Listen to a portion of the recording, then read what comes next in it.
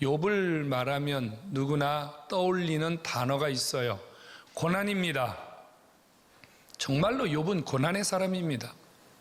이리 봐도 고난의 사람이고 저리 봐도 고난의 사람입니다. 앞으로 봐도 고난의 사람이고 뒤로 봐도 고난의 사람입니다. 들어가도 고난의 사람이고 나와도 고난의 사람입니다. 여러분 혹시 욥이 얼마나 많은 고난을 당했는지 알고 계십니까? 하루아침에 밥상머리에서 10명의 자식이 죽어나갔습니다. 얼마나 끔찍한 광경입니까? 하루아침에 자기의 모든 소유를 다 도적질 당했습니다. 거지가 되어버렸어요. 그렇게 믿었던 자기 아내가 돌아섰습니다. 절친, 정말로 저 친구들은 평생 같이 갈 것이라고 생각했는데 그 친구들마저 다 등을 돌리고 자기를 왕따시켰습니다. 몸에 이상이 찾아왔어요.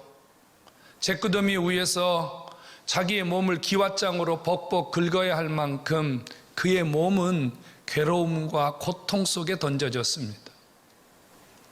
욥에게 남아있는 것은 겨우 생명이 붙어있는 것일 뿐 아무것도 그에게 없습니다.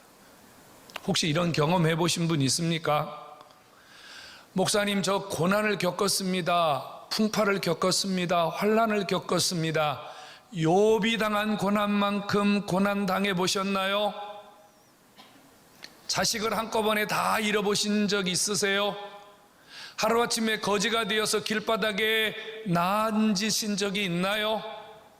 아내가 도망가버리고 친구들이 도망가버리고 몸에는 씻을 수 없는 질병으로 인해서 견디지 못했던 순간들이 여러분들에게도 있었나요? 그래서 오늘 욥은요 11절부터 16절까지 이런 자신의 처지를 고백했어요. 내 입에서 지금 불평이 막 솟아나려고 합니다. 내 마음과 영혼이 너무 고통스러워서 이 아픔 속에서 소리 지르고 싶습니다. 내가 괴물입니까? 왜 하나님 나를 바다에 던져진 괴물처럼 이렇게 두셨습니까? 욥이 고백합니다. 낮에는 그렇다 치더라고요. 낮에는 그렇다 치더라고요. 밤에 잠이라도 잠깐 자면 좋겠는데 잠을 잘 수가 없다고요. 깜빡 잠이 들었는데 꿈속에서도 그 고난이 얼마나 극심하게 몰려오는지 자다가 깨서 놀라보니 꿈마저도 자신을 고난 속에 처박아 두더라 그 말이에요. 그는 차마 꺼낼 수 없는 말을 꺼냈습니다. 내가 이렇게 뼈를 깎는 고통을 겪느니 차라리 저를 데려가 주십시오. 차라리 저를 죽여 주십시오.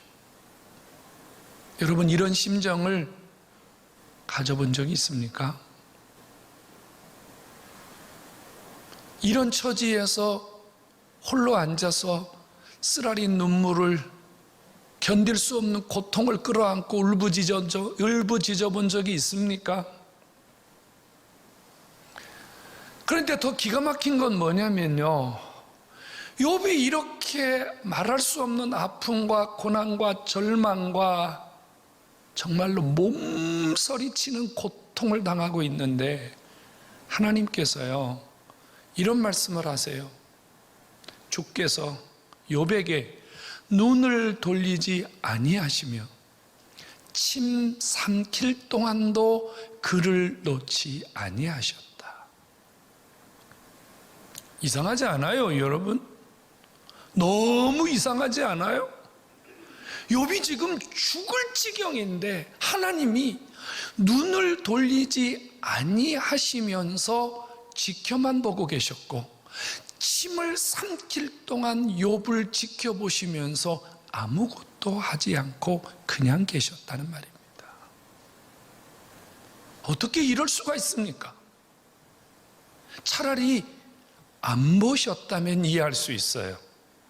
차라리 모르신다면, 하나님이 나를 모르니까 그러면서 넘어갈 수 있잖아요.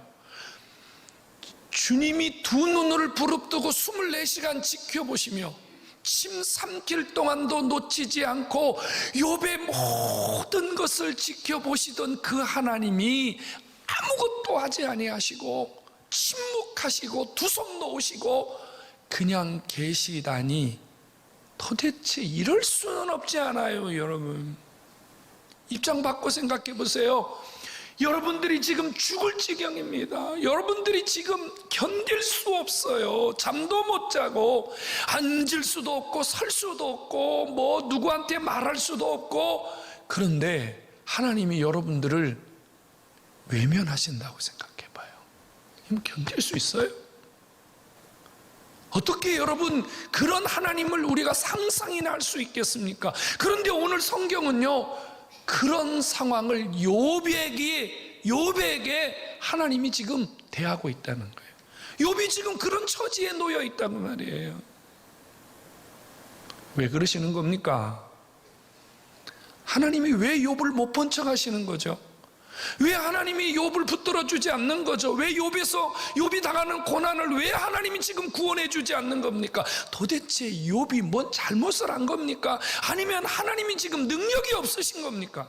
왜 그러는 거예요 지금? 욥이 지금 죽겠다고 하잖아요. 하나님 저 좀 죽여주세요 차라리. 이런 욥을 아버지가 침 삼킬 동안도 놓치지 않고 계시다니 앞뒤가 안 맞잖아요, 여러분. 왜 하나님이 지금 욥에게 이런 모습을 가지고 계실까요? 분명한 거 한 가지는요, 하나님은 성도들의 고난을 침묵하시는 그런 분이 아니라는 사실입니다. 우리가 분명히 기억할 것은 하나님이 지금 욥을 향하여 뭔가를 움직이고 계시다는 사실입니다. 성도 여러분, 하나님이 우리에게 다가오시는 방법이 두 가지가 있습니다. 하나는요, 우리가 고난 당하기 전에 하나님이 우리보다 앞서가시면서 우리에게 고난을 막아주시고 피할 길을 주시는 좋으신 하나님이심을 믿으시기 바랍니다. 하나님이 우리 앞에서 고난을 막아주세요. 여기 앉아있는 분들 대부분 지금 욥과 같은 고난을 당한 적이 없다면, 고난 당한 적도 있고 아픈 적도 있고 시련 당한 적도 있는데, 여러분들이 거기에서 다시 힘을 얻고 일어섰다면 하나님이 여러분들에게 피할 길을 주신 줄로 믿으시기를 축원합니다. 아버지가 이런 피할 길을 주지 않았다면 여기 앉아있을 사람 아무도 없어요. 저도 이 설교를 준비하면서요, 하나님이 저에게 주셨던 피할 길들을 생각해 보았더니 너무너무 많아서 입으로 다 표현할 수 없을 만큼 너무 많았어요. 하나님은 우리를 버리는 분이 아닙니다. 하나님은 우리를 방관하시는 분이 아닙니다. 하나님은 어떤 방법이든지 우리를 향해서 은혜 주시기를 기뻐하시는 좋으신 아버지이신 줄로 한 번 더 믿으시기를 축원합니다. 또 한 가지 방법이 있어요. 하나님이 우리가 고난을 당할 때 잠시 지켜보시는 거예요. 잠시 지켜보시는 거예요. 욥은 두 번째 경우를 말하는 거예요. 하나님이 고난을 당하는데 왜 눈도 돌이키지 아니하시고 침 삼킬 동안도 그를 놓치지 아니하시면서 왜 하나님께서 가만히 계실까요? 하나님이 지금 욥이 하나님에게 합격하는 시간을 기다리고 계시는 거예요.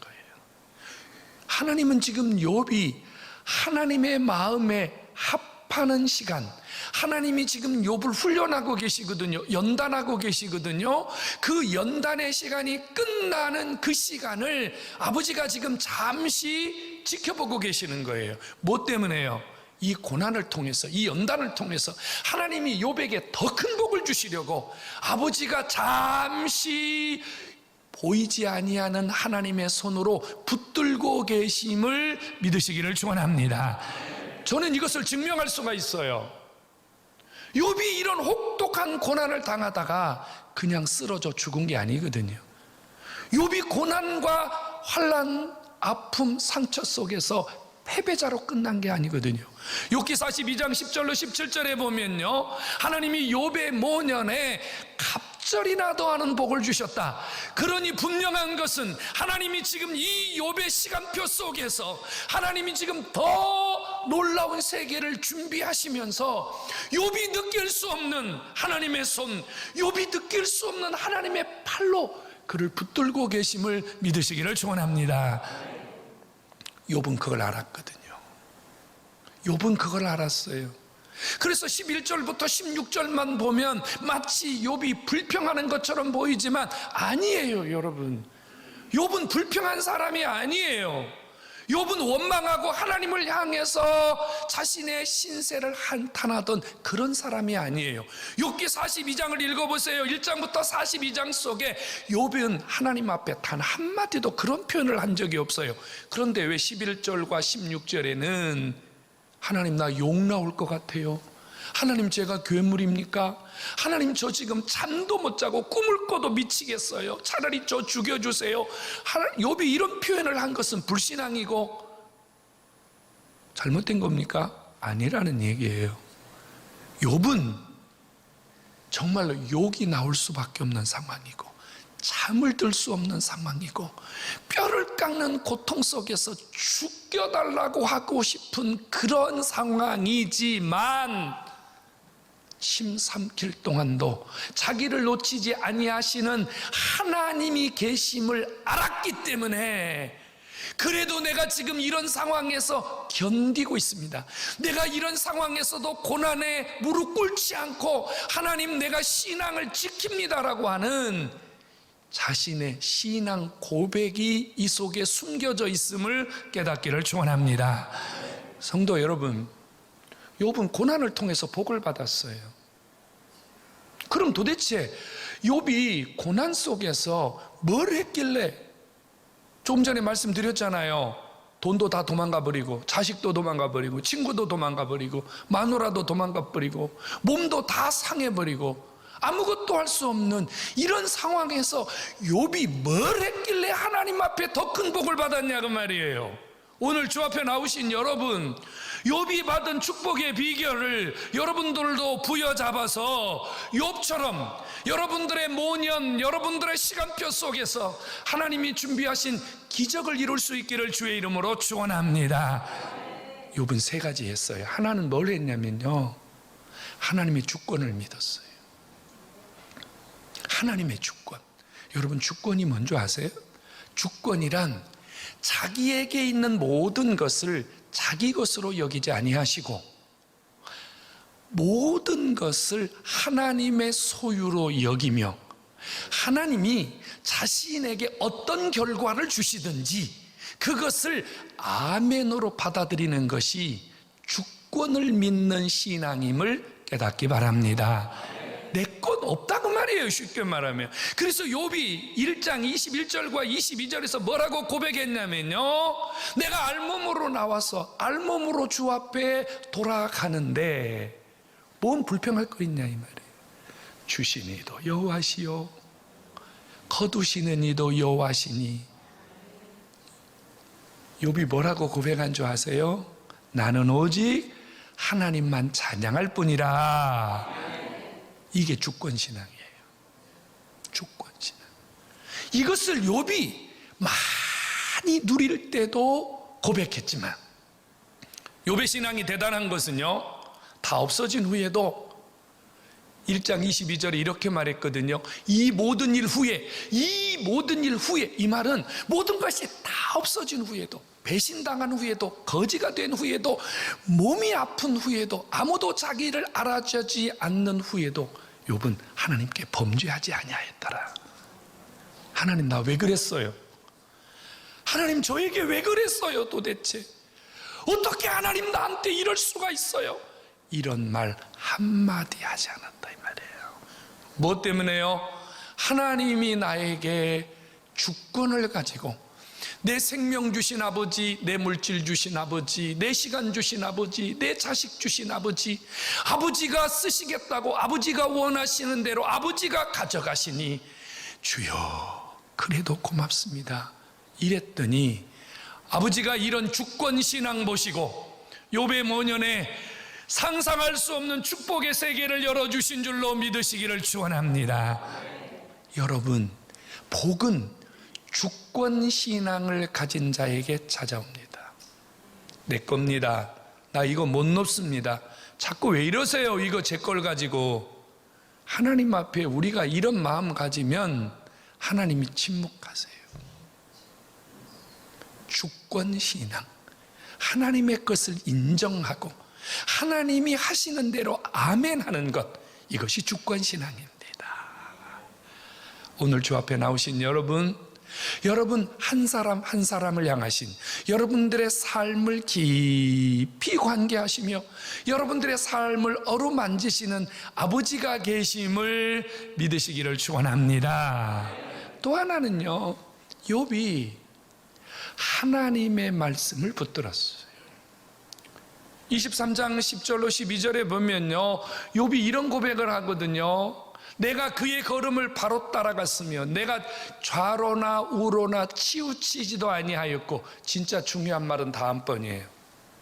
욥이 뭐라고 고백했냐면요, 내가 일정하게 음식을 먹는 것보다 여호와의 말씀을 더 잘 지켰다. 내가 밥을 잊어버리고 못 먹는 경우가 있었는지 모르겠지만 하나님이 내게 주신 말씀을 단 한 절도 한마디도 잊어버리거나 그 말씀을 소홀히 한 적이 없었다.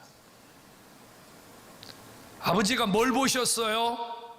24시간 하나님 말씀, 하나님을 붙들고 있는 욥을 보셨어요. 그런 욥을 하나님이 침 삼킬 동안도 놓지 아니하시고 하나님도 그런 욥을 같이 붙들고 계셨음을 믿으시기 바랍니다. 여러분, 평안의 순간, 재미있는 시간, 이것도 괜찮고 저것도 괜찮은 시간은요, 하나님 말씀 지키는 거 별로 어렵지 않아요. 여러분, 거렁뱅이가 되었을 때 주님을 위해서 헌신하는 거 쉽지 않아요. 여러분, 몸이 다 아파서 온몸이 쑤시고 자력으로 움직일 수도 없는 상황에서 주님을 위해서 사는 것 더더욱 힘들어요. 아내가 핍박하고 남편이 핍박하고 자식이 핍박하는데 말씀대로 사는 것 쉽지 않아요. 여러분, 숨이 막혀오는 상황에서 하나님 말씀을 붙들고 사는 것이 당연하다고요? 이거는 삶의 체험이 없는 사람들 이야기예요. 이건 이론만 가지고 있는 사람 이야기예요. 하나님이 욥을 대단하게 보시는 이유가 뭔 줄 아십니까? 우리와 다르기 때문이에요. 욥은 죽을 만큼 힘든데도 하나님의 말씀을 붙드는데요, 우리는 살만한데도 아버지 말씀 안 붙들잖아요. 그러니까 욥에게 일어난 기적이 우리에게 안 일어나는 거예요. 여러분들의 삶을 돌아보시죠. 여러분 지금 말씀대로 살려고 발버둥 칩니까? 하나님 말씀을 놓치지 않으려고 음식을 먹지 못해도, 내가 물을 못 마셔도, 내가 잠을 못 자도 내가 하나님 말씀대로 살아야 되겠다고 지금 발버둥을 치고 계시냔 말이에요. 우리 그렇게 못 살잖아요. 그런데 하나님은요, 침 삼킬 동안도 놓치지 않고 욥을 떠날 수가 없었어요. 욥에게서 눈을 뗄 수가 없었어요. 이유는 욥이 하나님 말씀을, 하나님을 그렇게 지독하게 붙들고 있었기 때문이에요. 우리 욥이 가졌던 이 신앙을 통해서 우리도 하나님이 준비하신 세계를 말씀 붙들고 큰 복으로 얻을 수 있기를 주님의 이름으로 축복합니다. 성도 여러분, 말씀이에요. 내 생각대로 살면 안 돼요, 여러분. 내 의지대로 살면 안 돼요, 여러분. 나라는 존재는요, 믿을 만한 대상이 못 돼요, 여러분. 나는 하나님 앞에 그렇게 대단한 존재가 아니에요. 욥이 그걸 알았거든요. 그래서 욥은 자신이 무너지지 않기 위해서, 하나님이 준비한 세계를 소유하기 위해서 자기를 버리고 말씀을 붙들었다 그 말이에요. 욥이 말씀으로 더 큰 축복을 열었습니다. 오늘 주 앞에 나오신 여러분, 말씀이 여러분들을 축복의 세계로, 더 큰 하나님의 세계로, 더 큰 하나님의 계획 속으로 여러분들을 데리고 감을 믿으시기를 축원합니다. 또 하나는 욥은요, 하루하루 매일매일 하나님을 체험했습니다. 여러분, 이게 얼마나 힘든 일인 줄 아십니까? 고난 속에 던져진 고난의 사람이 그 고난의 한가운데서 주님을 만난다는 것, 주님을 체험한다는 것, 여러분, 이건 정말 쉽지 않은 일입니다. 욥이 18절에 고백합니다. 주께서 사람이 무엇이간데 아침마다 나를 찾아오십니까? 아침마다 나를 훈련하십니까? 아침마다 나에게 은혜를 주시고 아침마다 하나님이 나를 하나님의 손으로 붙들고 계십니까? 그래서 19절에요. 내게서 눈을 돌이키지 아니하시고 내게 침 삼키는 순간까지라도 하나님이 나를 놓지 않는 이유가 도대체 무엇입니까? 이 말은 욥이 매일매일 고난 한가운데서 주님을 체험하고 있다는 얘기입니다. 주님을 만나고 있다는 얘기예요. 주님 만나고 계십니까? 주님 만나고 계시냐고요. 밥상머리에서, 잠자리에서, 길을 걸어가면서 아픈 순간, 눈물을 흘리는 순간, 뭔가 허전한 순간, 뭔가 답답한 순간, 그리고 기쁜 순간, 여러분들을 아침마다 분초마다 찾아오시는 주님을 만나고 계십니까? 욥은요, 주님을 만나고 있거든요. 주님을 만나고 있어요. 주님을 체험하고 있어요. 이런 욥을 어찌 아버지가 그냥 두실 수 있겠냔 말이에요. 응? 아무것도 없는데 주님을 체험하면서 행복해하는 욥. 아무것도 없는데 주님을 만나면서 기대하는 욥. 이 욥을 아버지가 어찌 1분 1초라도 놓으실 수 있느냐 그 말이에요.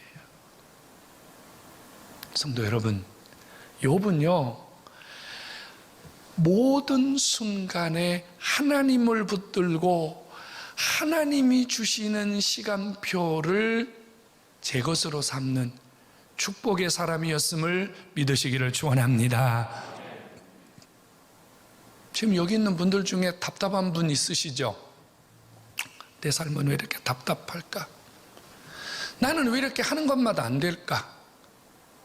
도대체 내 인생은 왜 이렇게 쪼그라지고 구겨지고 내 인생은 왜 이럴까? 혹시 이런 분 계세요?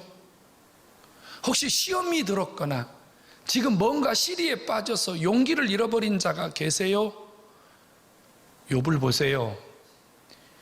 지금 여러분은 욥보다 1000배나 낫습니다. 10,000배나 낫습니다. 실족하지 마시기 바랍니다. 낙심하지 마시기 바랍니다. 우리가 낙심하지 않고 우리가 실족하지 않아야 할 이유는 지금 이 순간까지 아버지가 우리를 버려두지 아니하시고 저와 여러분들에게도 눈을 떼지 아니하시고 침 삼킬 동안에도 우리의 삶을 앞서가시면서 하나님이 도와주셨기 때문에 여기까지 온 줄로 믿으시기를 축원합니다. 그 사실을 여러분이 믿고 정말로 하나님의 은혜가 그랬다고 고백한다면 낙심의 자리에서 일어서야 되는 거예요. 그리고 지금 고난받는다면, 지금 뭔가 시련을 겪고 있다면 견디셔야 돼요. 견디셔야 돼요. 왜요? 그 시련이 지나간 다음에 여러분들에게 준비된 놀라운 세계가 있기 때문입니다. 할렐루야.